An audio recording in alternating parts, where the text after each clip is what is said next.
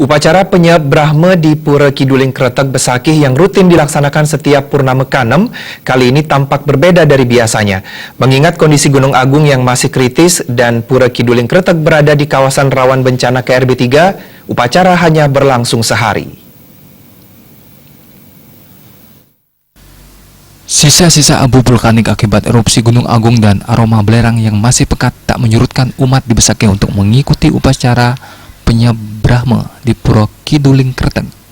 Hanya saja karena kondisi Gunung Agung masih kritis dan Pura Kiduling Kretek berada di kawasan KRB 3, upacara Penyep Brahma kali ini dilaksanakan dengan lebih sederhana dan berlangsung sehari atau langsung disinem. Tidak seperti biasanya yang nyejar hingga 3 hari.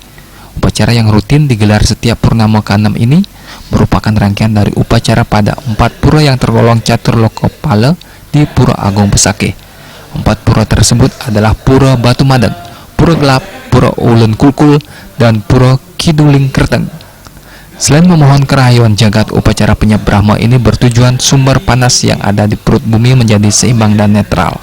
Upacara ini dinilai tepat, terlebih saat ini kondisi Gunung Agung masih berada pada fase kritis dan berstatus awas. Kaitan dengan bencana Gunung Agung, kebetulan sekali inilah merupakan radius daripada KRB 3. Justru dengan adanya Penyep Brahma ini kita memohon keselamatan kerahayuan biar Gunung Agung walaupun terjadi letusan tidak separah 1963. Mudah-mudahan kalau terjadi letusan Gunung Agung itu biar bisa diperkecil atau biar bisa dimudahkan, tidak seperti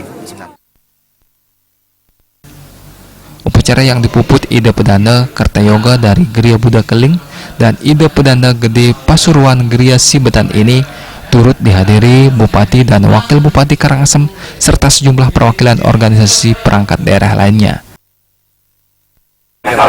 Ya, terima kasih. Jadi acara ini adalah bagian daripada prosesi bagi umat Hindu. Itu upacara tahunan.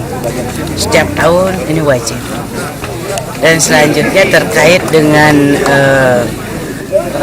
radius atau status awas saat ini, memang ini adalah bagian juga rangkaian doa kita untuk memohon kepada Yang Sang Widi Wasa agar diberikan keselamatan pada seluruh masyarakat.